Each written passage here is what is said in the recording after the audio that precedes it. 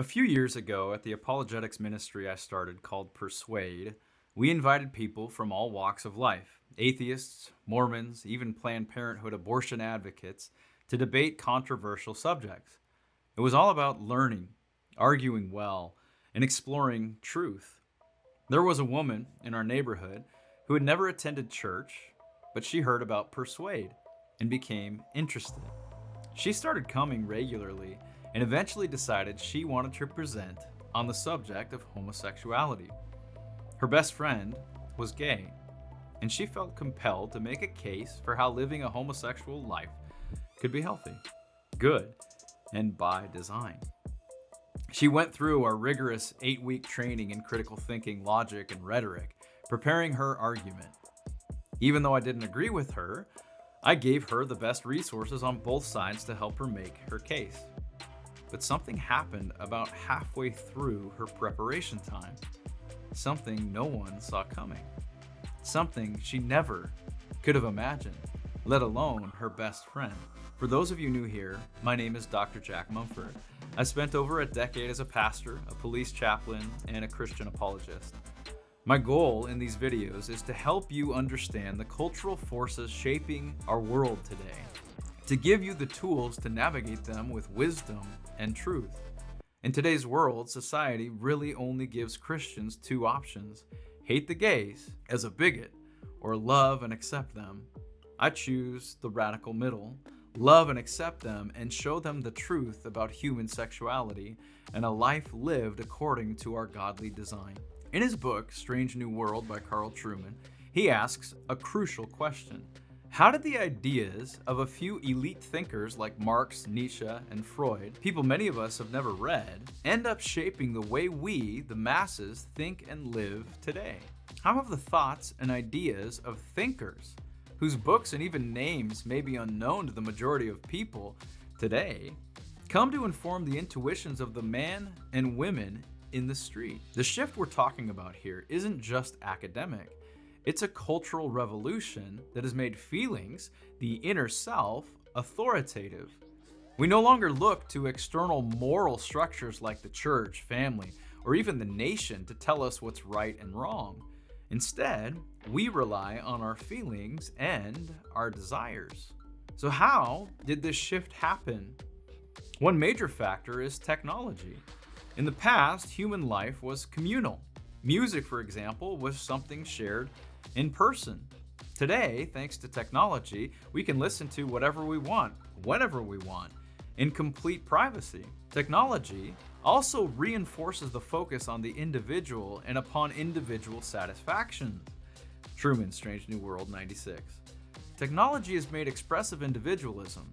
Remember, expressive individualism holds that each person has a unique core of feeling and intuition that should unfold or be expressed if individuality is to be realized. Technology has made expressive individualism more than a concept. It's given each of us the tools to shape our lives however we want, free from external influence. The world becomes something we bend to our will, and we no longer think of ourselves as subject to any fixed nature or authority. You are no longer beholden to nature, reality, or even biology. You create these things in your mind and change the world around you, even your body, to align with your self-imagined true self. But there's a cost to this. When the authority of the church, family, and nation collapse, what's left to guide us? Society defaults to whoever shouts the loudest or has the most influence. And in today's world, that influence often comes from big business, politicians, and popular culture. Before I finish the story about my neighbor, let me ask you, what happens when we start to question the very things that used to give us stability? What happens when those who used to fight for moral clarity are replaced by those who shout loudest for personal expression? In a moment, I'll share how my neighbor's journey ended, but first, let's talk about the collapse of external authority and the rise of moral pragmatism.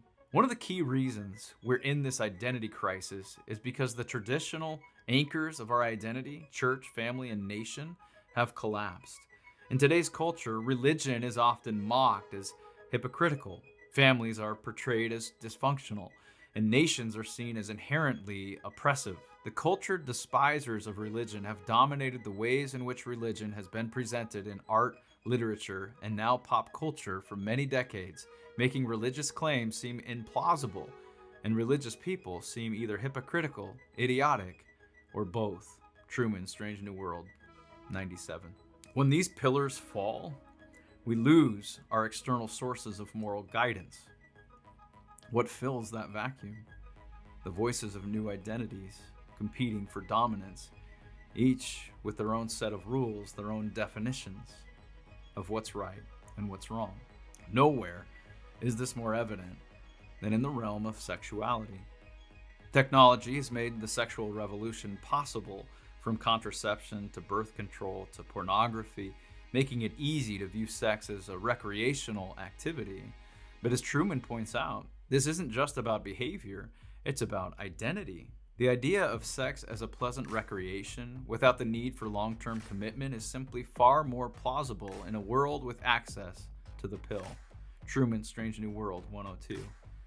With the collapse of external authority, we no longer ask, is this right? Instead, we ask, does this work? And that's where we've ended up. Our moral compass isn't guided by principles, but by pragmatism. Not only do we ask, does this work? But does it work towards my ultimate ends of sexual satisfaction and happiness as it relates to one's desires and identity? And the loudest voices in our culture are the ones shaping that narrative. So what happened to my neighbor? After diving deep into her research, she came to a shocking realization. She saw the flaws in her own argument. Instead of finding evidence that supported homosexuality, she found resources that pointed her in the opposite direction. She realized that living a homosexual lifestyle was against nature, it was unhealthy, and it was sinful. And the best part? She didn't just keep that knowledge to herself. She presented her findings to her gay best friend, the very person she started this journey for. By the end of their conversation, they were both in tears. He'd never heard these arguments before, and she'd never thought she would change her mind. But she did, because she was willing to go where the evidence led. Sometimes God puts us in people's lives because we're the only ones they will listen to. And when we're willing to speak the quiet part out loud, even if it's hard, we might be the only ones who can say it in a way they can hear. And that's why we created Culture Compass. If you're feeling lost in this cultural storm, you're not alone. Culture Compass distills the most important books and ideas to help you make sense of these challenges with quick summaries, actionable insights, and trusted guidance. Sign up today by visiting Dr. Jack Mumford Facebook page or clicking the link in the description below to start navigating these issues with confidence. This month's book summary is from Carl Trueman's Strange New World. I used to provide a library of the best books each month at the various churches I've pastored. I'd display them in the lobby of the sanctuary, but no one picked them up. No one read them. So I thought, I could serve the busy lives of our church members, and now you, by condensing and summarizing the most important ideas, quotes, and actions into Culture Compass. You don't want to miss these resources that help us to navigate troubled waters when we can't seem to find our way. Culture Compass shows you true north. My goal with this channel is to help you think in unthinkable times, so you're prepared to say the quiet part out loud. Thanks for watching Quiet Part Out Loud. Remember, the truth isn't always loud, but it cannot be silenced. Stay informed, stay faithful, and keep speaking the quiet part out loud. See you next time, and God bless.